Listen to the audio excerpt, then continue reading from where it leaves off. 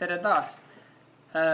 Juhtimine.ee poolt algatatud F-põlvkonna temaatikat ja E24 avaldatud Pindi kinnisvara juhatuse liikme Peep Soomani artiklitest ajendatuna tahan ma teiega jagada mõningaid mõtteid Facebooki sotsiaalmeedia teemadel ja natuke teistsugust vaadet, kui seal jagati. Ehk enamus mõtteid, mis ma räägin, tulenevad sealt öeldust ja uus vaade sellele. Facebakersi andmetel on täna Facebooki eestlastest kasutajate arv pea 288 000 inimest. Facebook ei ole kindlasti mitte pudipadi müügikoht või pudipadi kampaaniate korraldamise koht.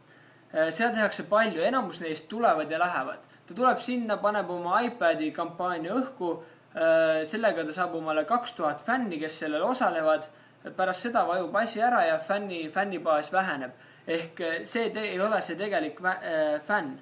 Kvantiteet ei ole kvaliteet, on see mõte. Ja just kampaaniaga võimalikult paljude fännide leidmine ei saa olla eesmärk.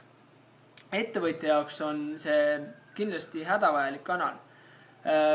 Näiteks, kui ta otsib omale uut töötajat kasvõi, ta läheb Facebooki ja saab personaalselt selle inimese kohta infot, kas ta üldse tahab temaga koos töötada.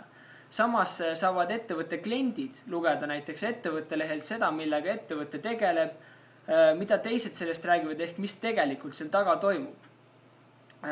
Samamoodi saab tööandjaga suhelda oma klientidega läbi Facebooki ja hoida ka neid uudistega kursis. Inimesed ütlevad, et ära tegele selle Facebookiga ja kuula oma klientide soove, aga just selle jaoks ongi nii Facebook kui Twitter kui LinkedIn kõige paremad kohad. Näiteks Starbucks on väga hea näide, kes just oma viimased kampaaniad on saanud tänu sellele crowdsourcingule, ehk nad kutsuvad inimesed kokku, inimesed jagavad oma ideid, hääletatakse parim välja ja boom, Starbucks teeb selle ära. Ja ehk need kampaaniad on kõik ja need ideed on saadud inimesteks. Mida nad teevad ainult on see, et nad avavad oma kanali ja nad suhtlevad inimestega. Facebook ei ole kindlasti mitte ka reklaamtahvel, kuna kui panen üles hinna ja pakkumise, inimesi ei huvita see. Nad tahavad lugeda selle kohta, mis on neile tegelikult hingelähedane. Ehk eesmärk on suurendada läbipaistvust nii ettevõttest kui ka selle sees olevatest inimestest. Ja lõpuks ei olegi muu oluline kui see, et pakkuda kvaliteetset teenust ja olla ise läbipaistev. Ehk kui sa üritad oma äriga petta või midagi varjata, siis just Facebookis ja Twitteris sinust räägitakse. Ja kui sa seal ka ei ole, et siis sellele vastata või siis oma fännidele toetada, siis on küll nadilugu. Mulle tuleb meelde Gibson kitarride juhi sõnad, et iga bränd põhineb tema eluaegsetel fännidel. See on minu arust väga hea mõte ja selle peale tasub mõelda iga brändi omanikul või juhil. Ja samas ei ole loomulikult Facebookis või üldse sotsiaalmeedias või digimeedias üldse olla mõtet, kui sa ei suuda vastata küsimusele, miks sa seal oled. Sa pead olema seal sellepärast, sellepärast, et seal on sinu kliendid ja seal on inimesed.